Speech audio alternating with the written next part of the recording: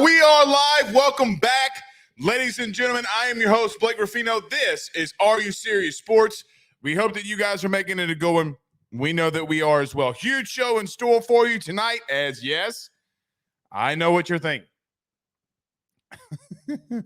Brian Kelly addresses the media. We will hear from Brian Kelly here tonight. My reaction to what the head coach of LSU said today, got after it a little bit.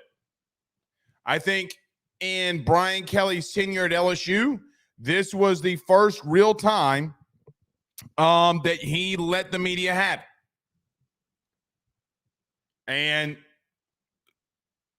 some of it I agree with. Some of it I do think that he's working on. But I probably should have put this as Rafino's rant. I know that it sucks. I know that it outright sucks. Don't give up. Don't give up. The loss against Florida State, I know that the guys quit in the fourth quarter. You got to have faith, man. Because I do think that you have a really good – I'm seeing you on social media, man. I see you on social media talking outright ridiculousness. You got to let the season play out. We'll talk about what Brian Kelly said here today as well. LSU versus Grambling preview. I don't know what we could technically preview, but we will. Basically, this week is going to be everything that I want to see. I have a laundry list of things I want to see. You're going to be able to do it. There's no specific order. There's no one specific thing. There is a multitude of things that I want to see this week you need to get accomplished. There's not a debate on these. I have 5 of them that I want to see. It's not up for discussion. And if we don't see them, then I don't want to say we have an issue, but it's just my opinion on the 5 things that LSU has to accomplish this Saturday against Grambling. We'll touch on that. I forgot to do the Week 1 recap. At least on this show, I did it on Rafino and Joe. I'll give a very small, brief recap of Week 1 and then the 2 premier games of Week 2. Texas goes to Alabama and Texas A&M goes to Miami. So we'll talk on both of those. The pretty much, I guess you could call the premier matchups this weekend, and also Mississippi State and Arizona. So we'll touch on that as well. Our buddy Matt Trent joins us at 7:30. My man got a lot of LSU fans pissed off. He predicted Florida State was going to win. People said I should unfriend him, which isn't going to happen. And Florida State won. Sometimes you got to listen to what everybody says.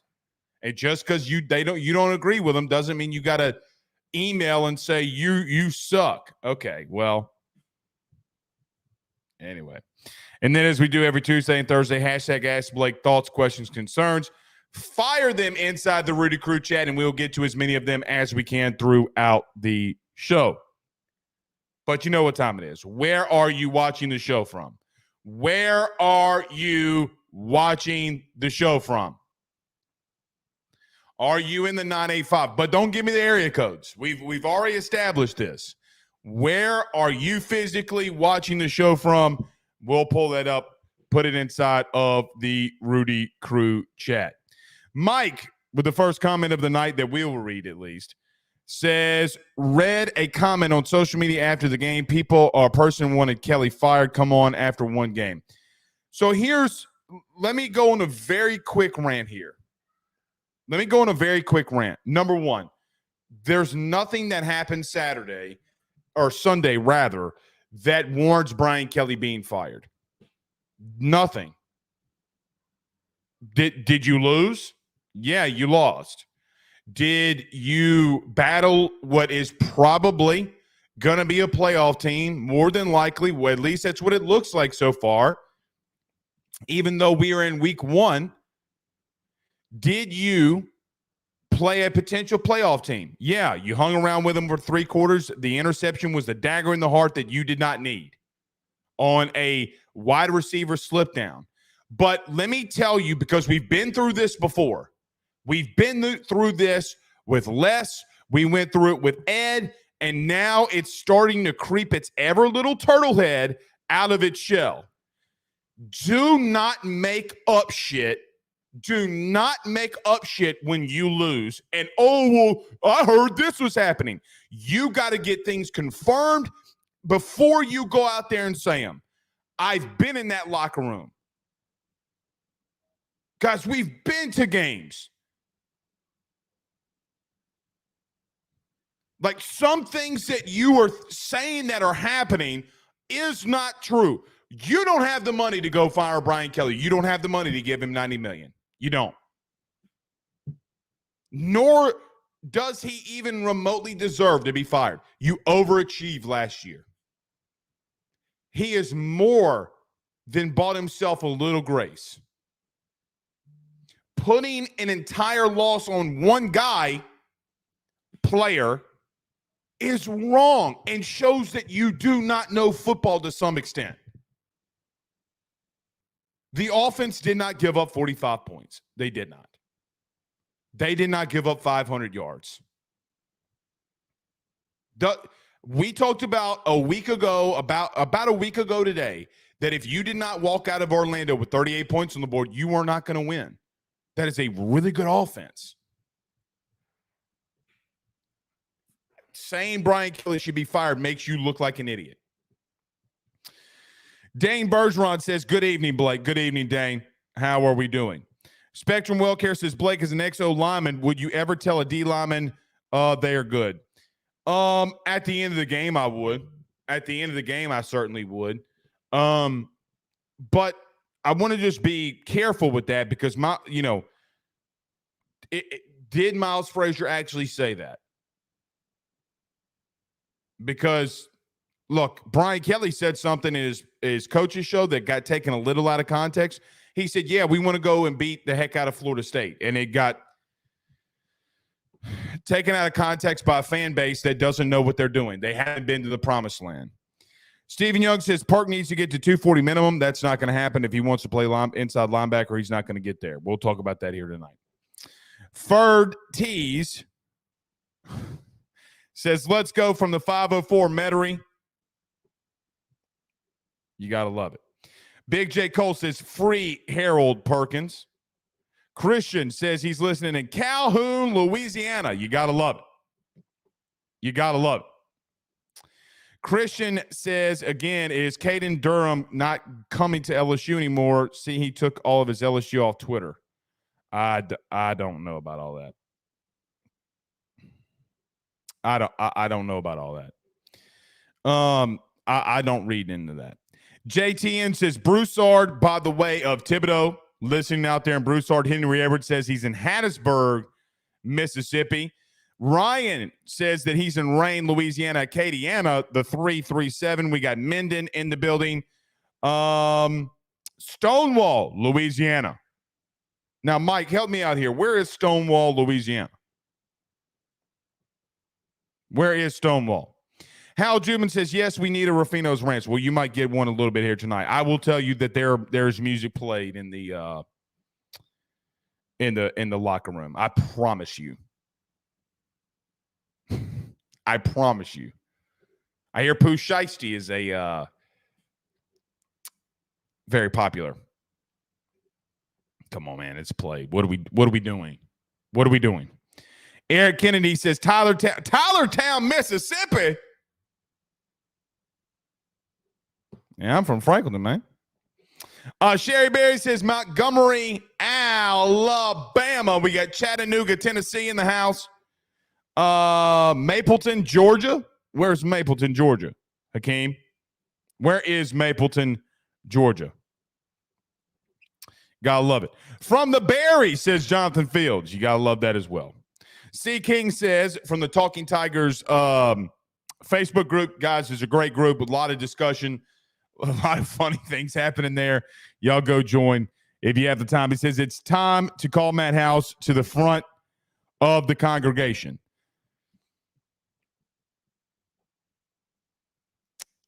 Yeah.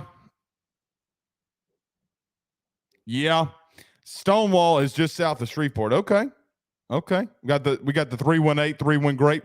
By the way, very quickly before we get rolling here, what is happening in the 318 today in West Monroe? What is happening? And it's not funny when kids are going to the hospital. I look, so candidly, I have absolutely no idea what's going on. I saw that some people in the area said that there were kids that went. Then there were some that said that no kids went. Then the coach got suspended. West Monroe's in some trouble, man. They're in some trouble. What are you doing where kids are doing that? What are we doing? Orange, Texas, says Gary Miller. Orange, Texas is in the building. Phoenix, Arizona, via Laplace, says Leandria Lewis. Derek Eason says Dubai. Now, Derek, are you really in Dubai? Are you really in Dubai? Don't be lying to me. That's a bucket list place. All right, let's get rolling. Well, I like this one. Tyler says listening from Portsmouth, Virginia. Yes, indeed. All right, let's get rolling. Everybody do us a favor by hitting the like and share. Share to all of those social media groups. Share to all of those social media pages. If you're listening to us on YouTube, like, subscribe, notification bell. Wherever you listen to podcasts, rate, review, and subscribe. And if you're listening to us on Twitter or watching us on Fubo TV, welcome. And if you're on Twitter too, you can hit the retweet button. Hit that retweet button. Let's talk about our good friends over at GM Varno & Sons and our good friends over at betonline.ag. We're going to hear from Brian Kelly. We got a lot to discuss and what he said. We talk about that next. BetOnline is the fastest and easiest way for you to wager on all of your favorite sports, contests, events with the first-to-market odds and lines. Find reviews for all the news for each league, including Major League Baseball, NFL, NBA, NHL, combat sports, college sports, esports, and even golf. BetOnline continues to be the top online resource for all of your sports information for live in-game betting, props, and futures. Head on over to BetOnline today and use your mobile device to join and make your first sports bet. Use our promo code BELIEVE50, that's BELIEVE50, BLEAV 50, to receive your 50% off welcome bonus on your first deposit. That's betonline.ag, betonline.ag. With over 65 years of experience, nobody is better equipped to service in your vehicle than GM Varno & Sons. RV repair, big rig overhauls, motor chassis, routine maintenance, tire rotations, tire sales. No job is too big or too small over at GM. If you break down the side of the road in the greater Baton Rouge area, they will come and get you. And the best thing about that is that they can come and get you, and then they can bring your vehicle back to their shop and start the repairs right then. Again, GM Varno & Sons. Go see them over at 2500 Fuller Boulevard. Give them a call at 225-664-9992, 225-664-9992. Tell them your good friend Blake Rafino sent you on by.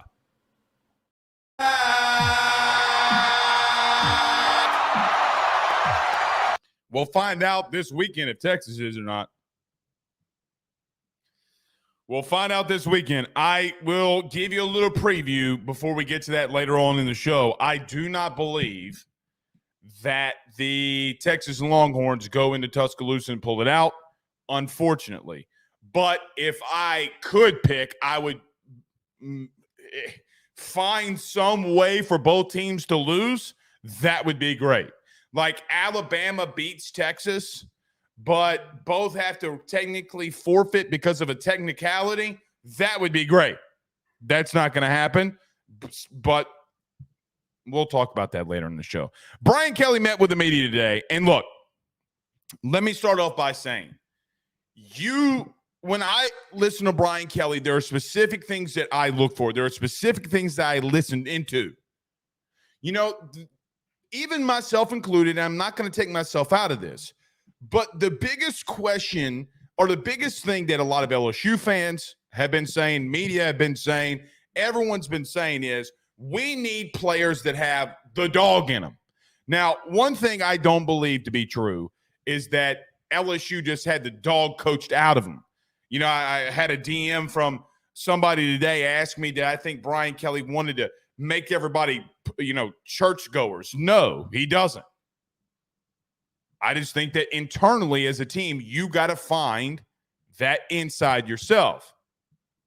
But when Brian Kelly came up today and he was asked, like, hey, what were some of the things that you noticed on film? This is what he said. Yeah, I mean, I think there's – I mean, I could go through a number of different situations. You know, we don't get to the chains on 3rd and 5. You know, we're short on the chains. What are you thinking in those situations, you know?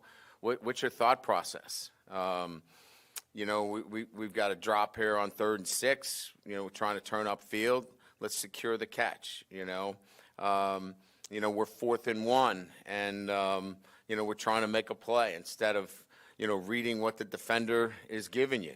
You know, I could elaborate further on defense. You know, we're spinning down a safety to sit in the curl. He's watching the quarterback. You know, we could have been more creative with play calling. We could have been better defensively and making some less spy calls and bringing more pressure. I mean, I could attack the whole thing. The bottom line is I've got to get our football team thinking the right way and play with a competitive edge. And football, this game of football, it is hard to win. If you don't play with a competitive edge, if you are not locked in and disciplined and focused, we can have a conversation about all these things all the time. If you have a competitive edge, if you recognize how hard this game is and you're focused, none of the crap that I just mentioned will matter because they'll overcome it. What Brian Kelly is saying there in that 1.5 minute clip, his competitive edge, when he uses the word competitive edge, he means we need you to be a dog. Now, what he's also saying is that I got to prepare the team better. That is on me. I thought that I had gotten him there. Clearly, I didn't. Guys not running to the football, guys not getting to the line of, getting to the line of gain on a throw that is a quick route. He's talking about the 4th down call where you have one specific route to a drag route and you're not beyond the line of scrim or beyond the line of gain. You're not past the 1st down marker. Those are things that he's talking about. He said the bottom line, and Brian Kelly would go on to say this, the bottom line is no matter all the specifics that I want to break down, you got to go out and play like your hair's on fire. What do you want him to come out and say? Hey, I need you to, play crazy, just push and punch on people. That's not what he's saying. Be smart, be focused. Great players, even the ones that you say are savages or beasts or dogs, have that focus, have that mentality. You can't convince me that Joe Burrow, Jamar Chase, Justin Jefferson, Patrick Peterson, Tyrann Mathieu, the list goes on and on of the greats that have even their jerseys retired. Yes, do they have the dog in them? Absolutely. They play focused, they play disciplined, they play locked in.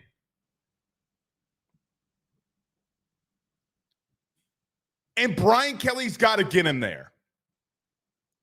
So regardless of what we need to do X's and O's wise, what he's saying is I'm going to do everything I can to get the team where they need to be. That's on me. We have the athletic talent to get there. Now, the ultimate key here is what you do with specific players. What do you do with a guy like Harold Perkins? Let's listen to Brian Kelly, and then we'll break that down.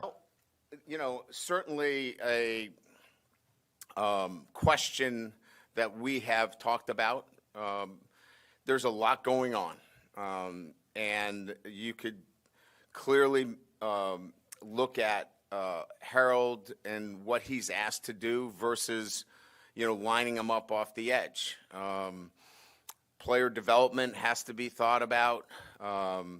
Where he goes at the next level has to be thought about, and then impacting our team. So I think that there's a happy medium there that we could probably strike, and we've already begun to look at how we can be most effective for Harold and for LSU.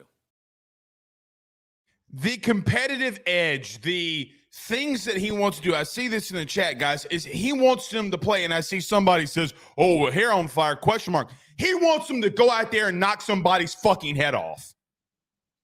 You want the truth? He wants somebody to go out there and knock somebody's fucking head off by playing smart and doing it.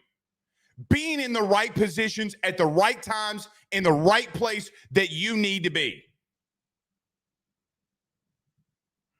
I will tell you that some of the things that happen, even offensively, and Harold Perkins, which we'll get to, they got to be better. They cannot allow to out-scheme themselves and overcoach themselves by taking players out. There is a multitude of things that happen against Florida State. So as we turn this page, you need to put Harold Perkins on the outside. Do you want to do some different things with him? I don't give two flying F's what you do with him. Let him be effective. Now, Michael Cobble from WBRZ today said, do you have the ability to not just say, Harold, go see ball, go get ball? Yes, they do. They do. Because ultimately, you got to get Harold Perkins in a creative position on things that you need to do to impact the game. Like last year. He's got to be better in coverage. You can't rush him. Guys, you cannot rush him every single time. There's going to be scenarios where you're going to need him to back out. That is what edge and this scheme and linebackers do. Now, on critical third downs, you got to let him go after Jordan Travis. He got home. One of the 7 times that he rushed, Jordan Travis, a 6-year senior, made the read, threw it up to Keon Coleman, 1-on-1 against the safety and Major Burns for a touchdown. I don't care about that. Okay, well, you're sending him. If you continue to do that, you're going to get home. Here's the big key for me and what I heard from these 2 clips from Brian Kelly. I saw the memes that you were posting on social media. A lot of you sent them to me. Brian Kelly is not Les Miles. They will get things fixed. So here are some things that we need to see fixed. Number 1, if you want to experiment more with Perkins in the middle, be my guest this week against Grambling. But moving forward, you're going to have more than just a game plan for him. Second and third down, he is on the edge. If that means taking somebody out that you possibly don't want to, well, that sucks for you. Or you're just going to have to find creative ways to get him after the quarterback. That is the bottom line. That's not the only thing that they have to do. Brian Kelly talked about the competitive edge and the dog inside of players. If the corner on the outside, regardless of who it is, corner, safety, linebacker, defensive lineman, is not doing what you need to do, you have enough depth now. LaTerrence Welsh can be on the outside. See how much it matters to him. You know, my good friend Brandon Taylor tweeted this, and a former guy that wore number 18. There are parts of this that you got to have love for what you're doing. You got to have love for your school, love for the guy that's next to you. I don't know if you have that, and Brian Kelly has got to build that. You have to build that. Rotating guys in like Chris Hilton, which we're about to get to, Shelton Sampson, Kyle Parker, Aaron Anderson, whoever it may be offensively, Lance Hurd, for crying out loud.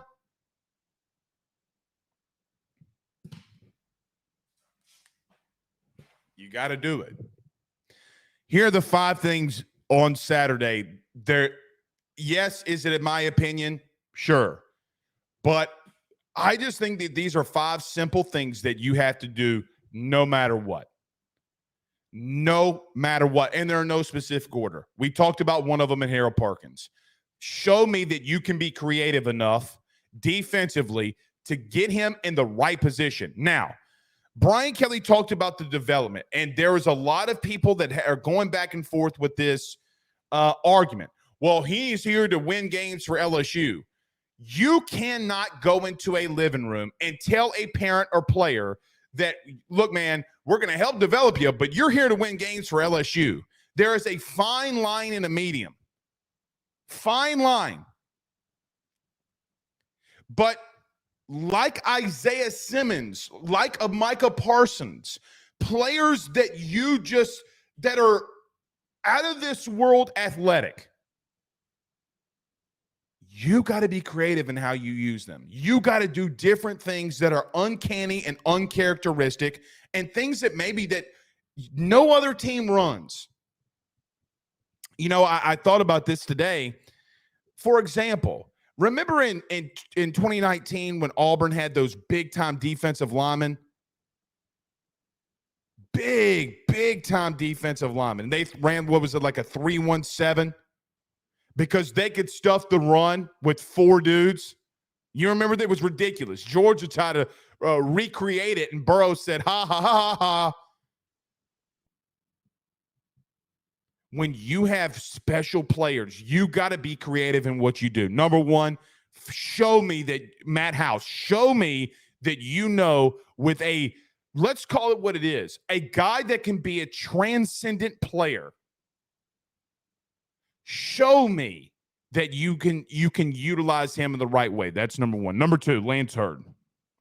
So listen, I don't really care one way or the other what was said on the field for Miles Frazier. If he said it, yeah, that's not good. If he didn't say it, doesn't matter, because you got to get a better push on the interior.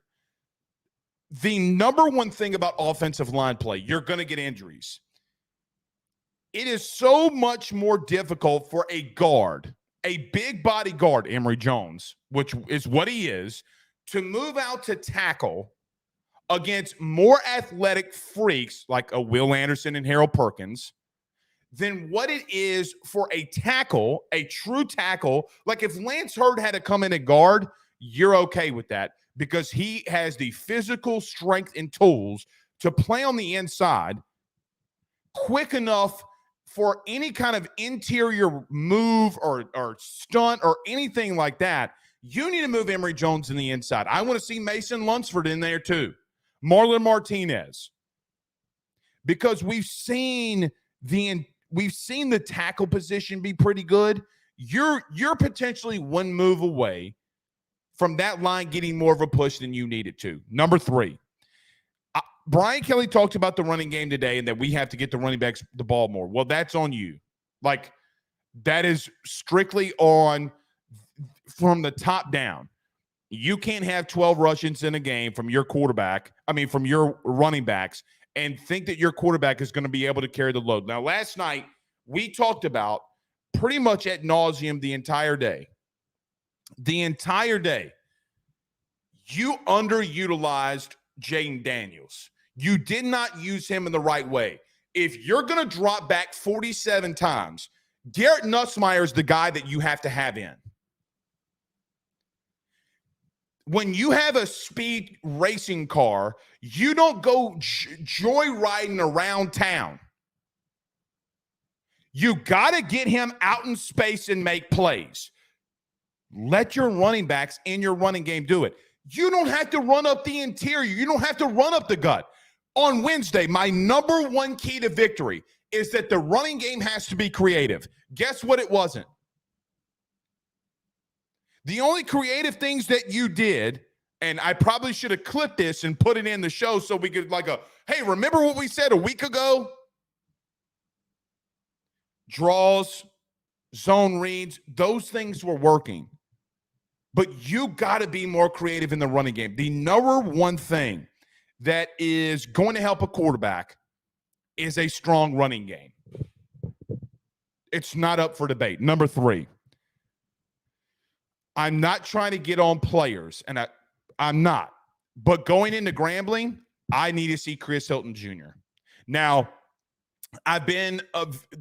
really, this is the first time I've said this because I did not want to come off as a guy that I have a lot of connection to, come off as someone who is biased about Chris Hilton Jr.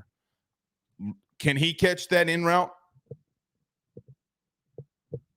Guys, not only I had this looked into. Not only did you lead the SEC in drops last year, you're coming close to leading the nation.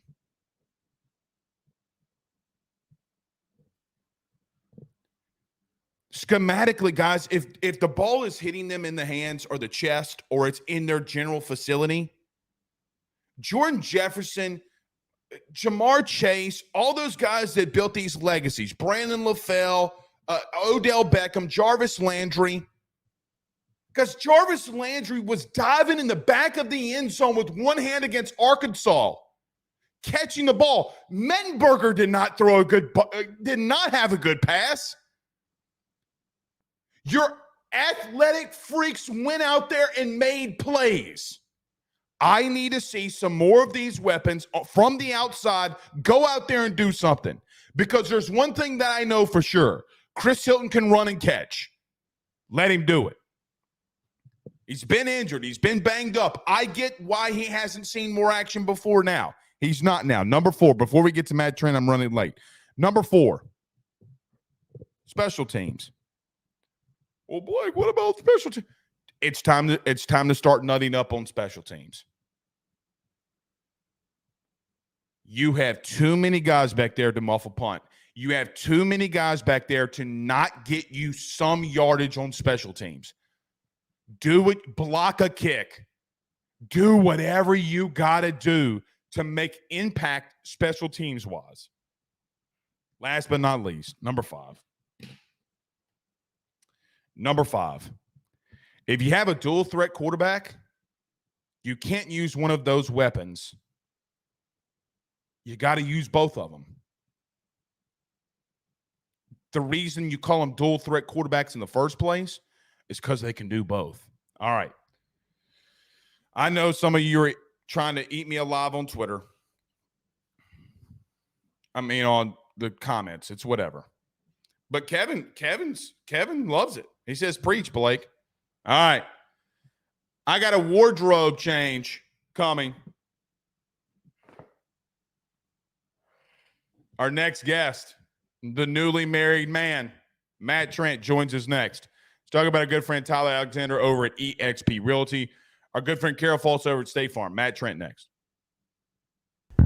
He will sell your house and find you a new. Well, Tyler's the man, he's here for you. If you want to buy or sell, well, it's not too late.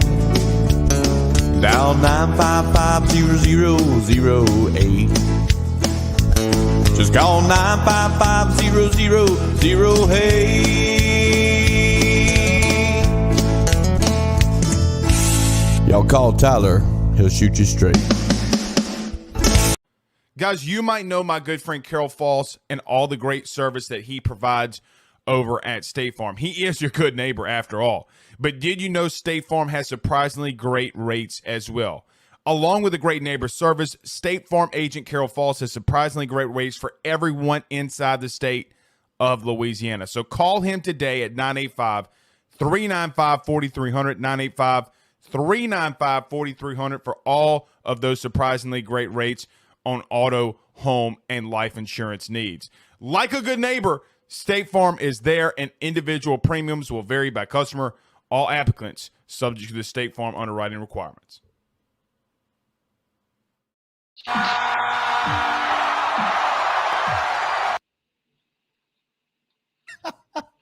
Well, what are you wearing?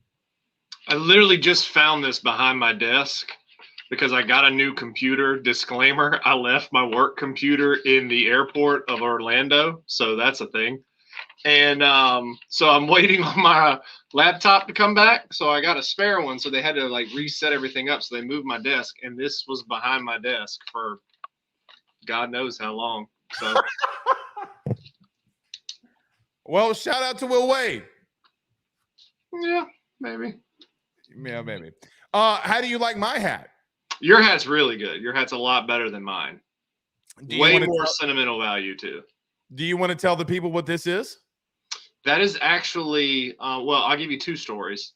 That is actually the hat that debuted at my wedding. My father-in-law surprised even me with those hats. So he bought my wife personalized those hats, found them, made them, did all the design work, everything, and then my father-in-law passed them out at our wedding. and I've never seen like a group of hyenas like the people trying to get those hats.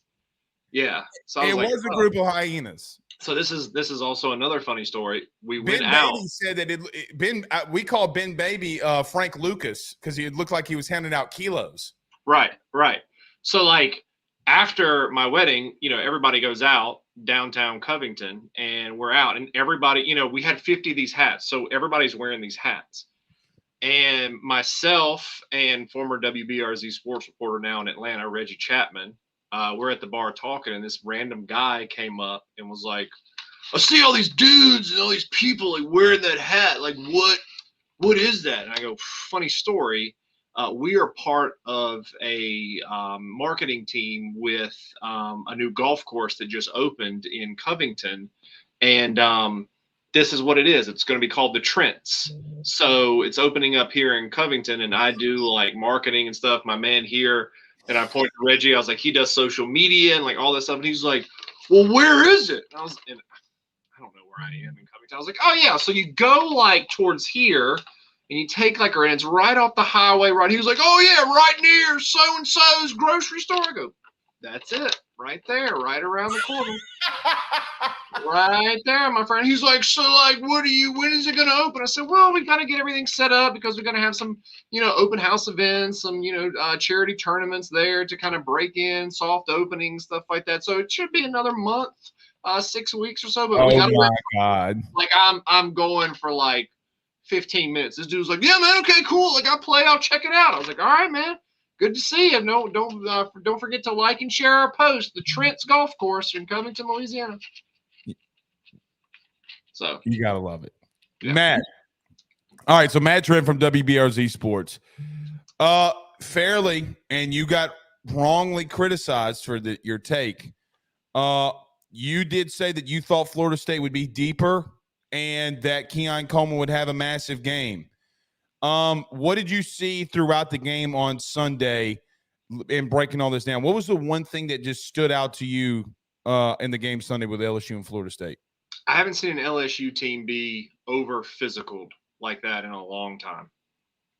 Like 2020 Orgeron? Like, yeah, like just flat out. I think about, was it 2020 at UCLA? Was that UCLA? No, 2021. 21? No, it's 21. I haven't seen a performance like that in a while. And we thought that this offensive line was going to be really, really good. It wasn't. The running game was non-existent. The receivers, look, I know everybody immediately wants to look at Jaden Daniels. Dude, he made some damn good throws. I agree. Made some damn good throws.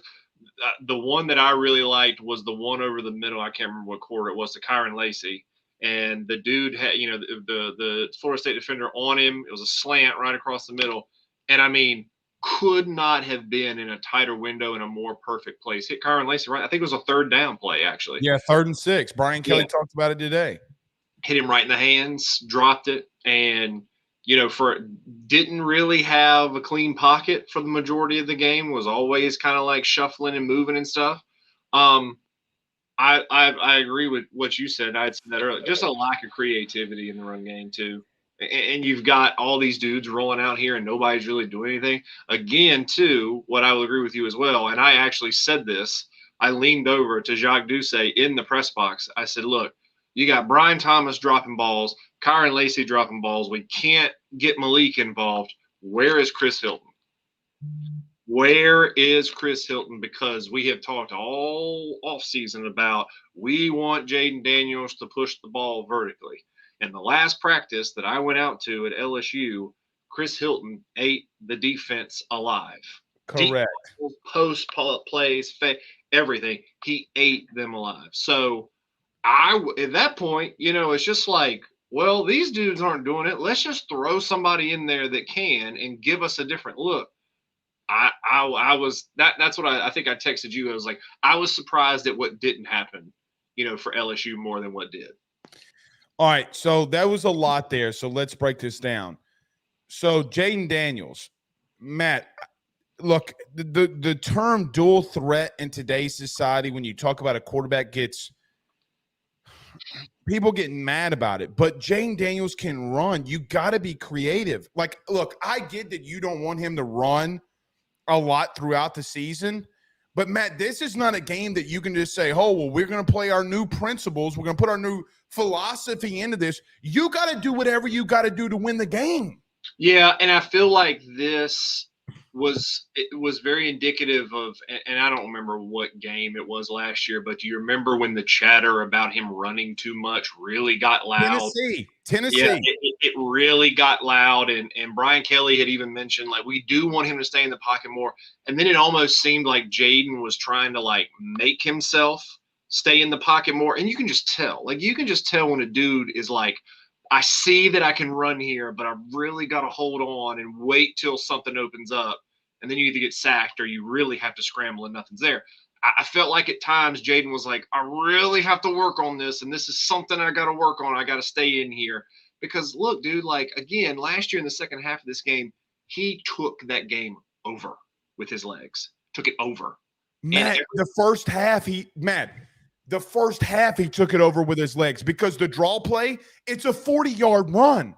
It is a 40-yard run. You go down, you kick the field goal. He's got to be able to use his legs. Yeah, like, and look, man, go ahead. I told you this not to, like, switch gears, but I'm putting that in the same deal with Harold Perkins too. Like, I know, all right, let's go there. I know that his future in the NFL relies on him playing inside and being a more refined linebacker or outside or whatever, but being an actual linebacker.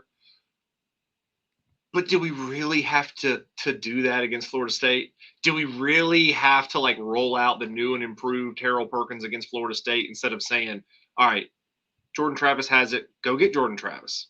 Okay, so-and-so has it, go get him. Like, you can work on stuff this week against Grambling. That's just my personal opinion. And I know it's probably not, like, the most football savvy thing, but I was like, why did we have to do it this weekend? Well, early in the game, he made some very critical stops on third down in the running game in the interior. Yes. But when the game is starting to get pass happy and nobody wants to slow down, you have to get him out in space and let him go to work. Blake, he was lost out there. In coverage, he was lost. Correct. And Matt, you know what? That's not a bad thing to say. He's never done it. He's never done it. He's never done it. Oh, No, he's never done it. We're not criticizing him. You're doing it against a 6-year quarterback. He is going to eat you alive.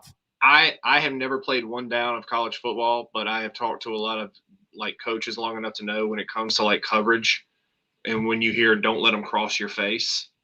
Like, I've got video pulled up right now on my computer where you can see Jordan Travis look one way and Harold Perkins and a dude just shoot, and he goes, damn it. And then he's off. I think we're taking a lot of dudes kind of out of their element and what they can really, really do. I think we're kind of coaching dudes out of what they can do. Again, I think if we want to work on stuff and try things that we've been working on, let's do that this weekend. Let's do that this weekend against Grambling and see how it goes instead of against number 8 Florida State. Well, really, Matt, number 3 Florida State. Yeah. I mean, they were number 8 last week when nobody knew what was going on. This week, they're the number 3 team in the country. And the only reason that they're not number 2 is because Georgia won back-to-back national titles. Like, let's call it what it is. Matt Trent, WBRZ is our guest. What else stood out to you? Look,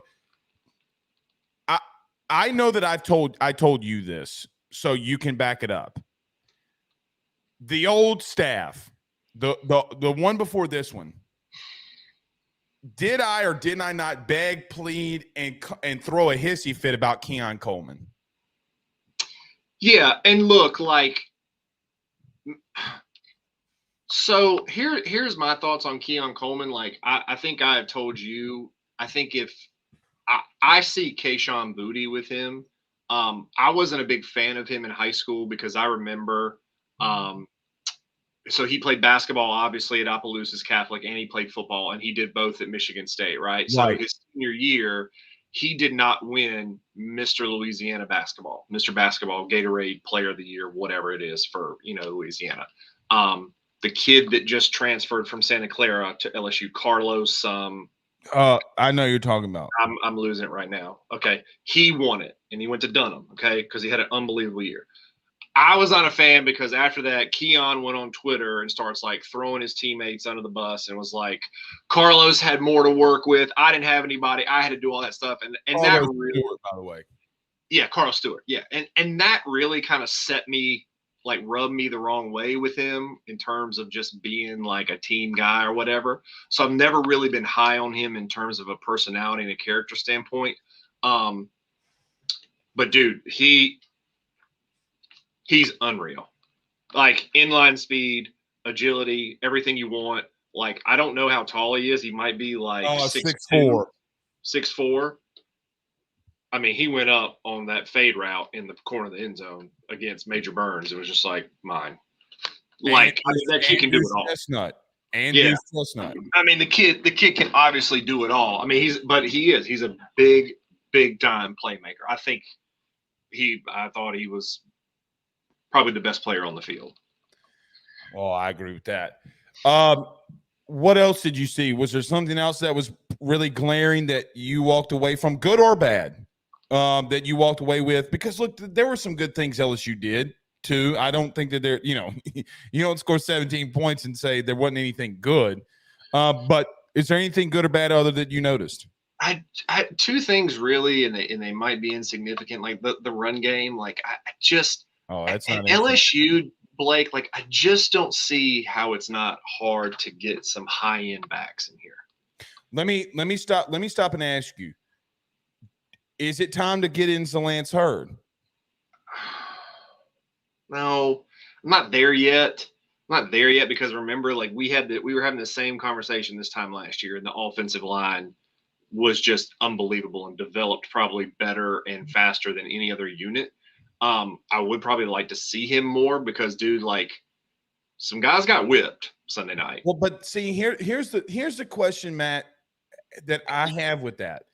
If guys are getting their tails torn up, why not try anybody else? How many more balls do you have to see Deuce Chestnut give up in the end zone before you say, let's put in somebody else? How many times do you have to see that Emory Jones is just slow on the tackle and needs to be moved to guard? Yeah, I mean, you have to think, LSU's leading by 3 at the half, and then you come in and then the doors get blown off. I mean, I still, when they were down 2 touchdowns, I was still very much like, okay, this is very not an insurmountable deficit. Like LSU was driving. Yeah, and then I was just kind of, when you get down 3 touchdowns or whatever, it's kind of like, all right, well, let's get some dudes some reps in. So I would like to have seen that. But yeah, the running game has always frustrated me over the past couple of years because I've never been like we've got a game changer that can break the game open. And I understand over the past couple of years the running back position, especially in the pro level and a little bit in college, is not as valued, is not as important when you spread the field out as it used to be. But this just 2 yards in a cloud of dust is getting kind of old. It is kind of old. And the second thing too is I was wondering how much Mason Smith would have made a difference in this game. I really do. I do believe that he would have made. Here's the reason why I think he would have made a significant impact. Stay with me. Because when they started doubling Mekhi Wingo in the second half, yeah, because he would, dude, by the way, if there is one massive, just oh my God, he obliterated Florida State's offensive line. Dude, he is, he's wearing 18 for a reason. He is just a dude. But again, though, outside of him, there's just nothing. But you wouldn't have been able to double him if Mason Smith is in the game. Right, yeah, I agree. You wouldn't have been able to do it. So last week when we said, "Oh, it's not that it's somewhat insignificant," horse shit. I also thought too, the ends, Gofu and Swinson. I thought they were pretty good, dude. I thought they showed a little bit of life where it's okay, as the season goes on, these are some dudes that can set the edge pretty well. And I also again, I thought that was the best a team had set the edge against Jaden Daniels since he's been at LSU. He was he just couldn't do anything. And when he turned right, they were there. When he turned left, they were there. So, you go up the middle, and again, why are you trying to hurdle 3 dudes in the middle of the pile, Jaden?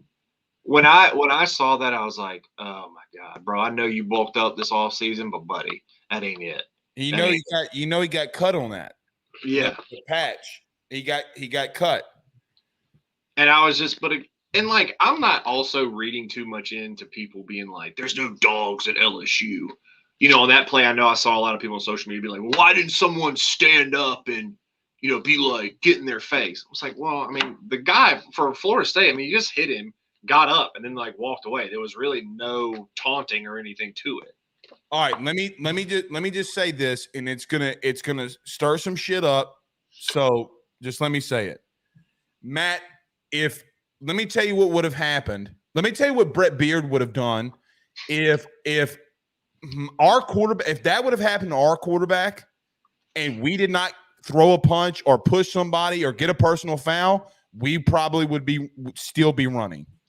Yeah, but it's not like it was a cheap shot. It's not like the dude's running out of bounds. It doesn't matter though. It doesn't. When somebody does that to your quarterback, you punch them in the nuts. You punch them right in the throat. I get what you're saying, and there is some validity to that. But it wasn't like, Jaden throws a pass and it's a late hit and the dude stands over him and all this stuff.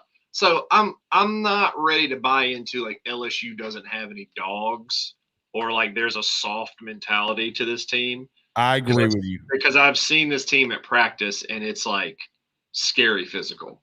So it is, and that's what the interesting thing is. I think they just laid down because they're like, man, we gave it everything we had and we're out. But I will tell you, I don't know if you watched the WWE as a kid, but I would have had to give that dude some sweet chin music like my name is HBK. Okay, the dude would have gotten the people's elbow. But here's the thing too that and I know you saw this about the Florida State defensive lineman saying, "Oh yeah, when number 70 Miles Frazier told us that, man, y'all are good up front, we knew it was over." If that was number one, did he even say that? That's what I was going to say. If he even said that, I don't think it's that bad because in the middle of the game, I'm sure stuff like that is exchanged all the time. All right, y'all are pretty good, but it's only bad that they didn't respond to it, right? It was a consistent Florida State pass rush and defensive effort the entire time. So if he said that and they were like, all right, you guys are good, but shove it up your ass. I don't, and they came out and balled out, then we wouldn't be talking about it today. So I am running that bite actually tonight at 10:00, but it's just one of those things. But it's just one of those things where it's just taken out of context, like the Brian Kelly, we're going to beat the heck out of Florida State. Completely taking it out of context. But you know what? I will say this. LSU's played Texas. They obviously always play Alabama. They play A&M. There has not been one fan base that has been so obnoxious, by the way, and taking things out of context than Florida State. They have been awful. And I do pray that they get out of the ACC and come to the SEC because I'm going to tell you something. There is a little short guy that rolls around LSU. His name's Jay Johnson. Good luck, bitch. That's all I'm going to say. All right. So, Matt, a couple more things before I get you out of here. Number one, were you surprised by Brian Kelly's comments today in reference to hey man, these guys got to play with more of a competitive edge, and this is on me? What did you think of his press conference? Because this is the first time that he was dude, he was pissed. Yeah, and I think maybe a little bit of it was he was pissed because I think he's given them too much credit in the offseason. Right. I think he, like you said, they overachieved last year, so they were doing maybe the same things that they did, thinking that it was going to work. But dude, past couple of weeks, he's been kind of honest, even before the season started, with stuff that he's not pleased with, and that, things need to be done at a certain level because now in the second year, the message is so much clearer and the expectations are so much clearer. When you did it last year, it was like a pleasant surprise. It was like, oh, okay, this is what we can do. But now it's like, okay, this is what we expect. Potential just means you haven't done anything, right? Mm-hmm. Now the message is clear. Now there is a very clear bar, and they fell way short of it. And so now he's like, okay, I don't know what it is, but you've known since day one of spring ball, really, what is expected of you, and obviously you haven't done it. So I was actually pretty surprised about the candidness of Brian Kelly. Matt, all last year, Brian Kelly was rewarded for the halftime adjustments. Was this the first game that he's been here where they came out at halftime and you didn't see anything different? Because I don't remember a game that they did not make really good adjustments at half. Maybe the SEC championship against Georgia. I mean, Matt, they scored 20 unanswered points almost. Yeah, but I'm just saying, like, I also think that. But that's a good point. Now that I'm kind of thinking about it. I can see that. The second half adjustments thing is one of the most overrated things because you have a game plan, right? But and when you go into a game, it's not a game plan for halves, right? Like the first half we're going to do this, and the second half we're going to do that. Like, they obviously have things to work on. They go in the locker room, they talk about it. But a lot of that stuff is done in game, or they just go, all right, hey, this is what they're doing. Let's try and fix this. And if it doesn't work, it's not necessarily we're going to take this entire game plan and we're just going to throw it in the trash and start over, for the last 2 quarters of the game. But yeah, it was concerning that whatever they did or tried to do in the second half, nothing worked.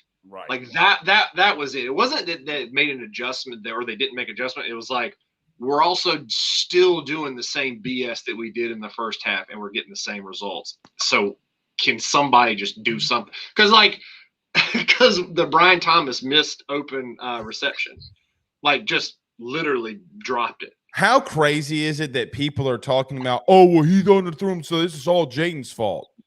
How nuts is that? Like, how nuts is that? So the funny thing is like, so the video that Cobble, we were like looking at the replay up in the press box, and he misses the ball, he walks off, and you see Brian Kelly go, what happened? And then Brian says something to him, and he goes, well, make a effing play, like just make it, just like make something. I don't need to like break down technique and strategery, with you. Just make a play, just do something. I think that's literally all it was. Just what? Yeah, players make plays. All right, I do think that this is relevant, and I know it's a tough question to ask. Denver Harris. What would you ask me if he would have made a difference in this game? Well, Matt, there does come a time. So let me just say this, okay? Saban and Kirby have had more DBs arrested in the last 2 years than everybody in Angola combined. There is a fine line, in my opinion, where you need dudes that potentially are going to punch somebody in the mouth and get suspended for 6 games. Because let me tell you a couple of them in the league. Marcus Peters is number 1. Comes to mind. Marcus Peters, if you see him in the club, will give you 3 pieces and a soda. Okay, he will piece you up. Dion back in the day, Dion was a chirper and would get after you. They're just like, what do you do with Denver Harris now that you're like, bro? You don't have an answer DB right now. That's very delicate in my mind because you got to look at it both ways. You got to look at it like you were saying. Does his presence there make us better? Right. Does it make us better from a physical standpoint, a schematic standpoint, and does it make us better from a locker room standpoint? Because you run the risk of having a Keyshawn Booty all the time and letting the emotions get the best of you, and then that bleeds to everybody else, and that bleeds to the group. Because it literally, Blake, it only takes one dude. It only takes one dude for this. Right. Like, man, I'm not happy. They're not using me the same way, and Zy Alexander, they're not using you the same way. Deuce Chestnut, look what they're doing to you. And then that stuff starts to trickle. Maybe. I'll put a maybe on it because with dudes like that, like you said, you need a Marcus Peters. Like, if someone hits Jaden Daniels, he just runs on the field and clocks some dude and then, runs off. Because that does a lot, right? That's a spark that you need. I just don't know that we're there yet. I just don't know. Because, okay, I'll counter you with who was the Marcus Peters of this secondary last year? Jay Ward? Okay. Jay won't mind me saying this because, me and you did the interview with Jay Ward and Jared Bernard Converse. Mm-hmm. So I talked to one of our buddies who is a coordinator in the SEC. I think everybody knows who we're talking about. And he told me that last year he never shut up. He said that he never – quiet Jay Ward literally walked over when they were on the sidelines and he goes, your defense sucks. And just runs back, and he says, "I'm chuckling." And Saban's, I probably just messed that one up. But the head coach is looking at me just like, and I'm just thinking to myself, like, you had. I think it was Jay Ward who constantly was just look. Okay, so I remember Ole Miss when he gets laid out, he gets up and says, "Hey, man, I still technically tackled you." Yeah, well, I remember. Was it Ole Miss or Arkansas? No. Yeah, no, that was different. Excuse me. I'm just saying, okay, so if that's what you want, Major Burns is that guy. Major Burns is the voice of that defense in terms of just shit talking and running your mouth and being that presence like that and messed up. Greg Brooks is that present. Greg Brooks is in dudes, all the time. So I think they've got it. I just think but you've also got a lot of dudes that have never played SEC football like at a high level. Because like Florida State mimicked what an SEC team does, right? They look more like an SEC team than anybody this weekend. They look like more of an SEC team more than the SEC teams did. Like I just watched Shedeur Sanders give a post-game press conference after Colorado beat TCU, and he goes, "Look, I was at HBCU for 2 years. The only difference is that the defensive line gets off the ball quicker, and the athletes are just better all over the field." Okay, so Florida State, unbelievable defensive line, and Johnny Wilson and Keon Coleman were two of the best probably in the country in terms of what they do. So they played like an SEC football team. By the way, you brought up Shedeur and Deion. Matt? Blake, I'm not there yet. They're going to go 2-0 this week. They're going to be 2-0. I'm not there yet because Matt, he's going to win football games. He is going to win football games. He's going to recruit, and he is going to win football games. Like nobody's saying he's not going to win football game, but you also got to look at they got a pretty rough schedule, dude. They They got USC, Washington, Oregon State. Like they're going to beat one, maybe two more ranked teams on that schedule. Maybe, you've got USC, you've got Oregon, you've got Oregon State, you've got Utah. So, I mean, that's 4 right there. I can see them beating 1 and slip up and beat 2. I'm just not there yet. I got you. All right. Surprised Jimbo Fisher gave up play calling? Very. Very. Look, you know that I'm going to have you on for the A&M week. Yeah. Matt. But again, Matt, look at the opponent. It's a lot easier to give up play calling responsibilities against New Mexico than it is against LSU, Alabama, Florida. Fair. That's fair. Oh yeah, let him have it. And then you play a good team and it's not going right, and then you're snatching that headset right back. That's fair. I'm not going to I can't debate that. All right. Matt Trent, WBRZ. I love the hat. What do you think? I'm glad I got mine. Send Brinley a screenshot of this. I will. I'm going to. All right. See you, buddy. He's one of the best, man. He's one of the best. People don't realize how good he is. That's the truth. Talk about our good friends over the Drake Williams Law Firm. We talk about week 1 and, we kind of already recapped week 1. Week 2, Texas A&M, Miami, and Alabama, Texas. We talk about that next to close it out. By the Drake Williams Law Firm, drakewilliamslawfirm.com. Whether you've been injured in an accident, you're preparing for a future with your estate planning, you're getting ready to close in on a real estate deal, or you're about to welcome a new addition through adoption into your family, or you're facing criminal charges, You need very experienced attorneys, and that is what the Drake Williams Law Firm will be able to do for you in navigating the legal system. The door to their cozy office in historic downtown Ponchatoula has been open since 1981. They have helped thousands and thousands of Louisiana families and individuals win cases, close on real estate deals, and regain that peace of mind. Their lawyers over at the Drake Williams Law Firm, Ernie Drake III, Ryan J. Williams, and Summer Vignair, are very determined, compassionate, and dedicated to their craft. It's the Drake Williams Law Firm, drakewilliamslawfirm.com.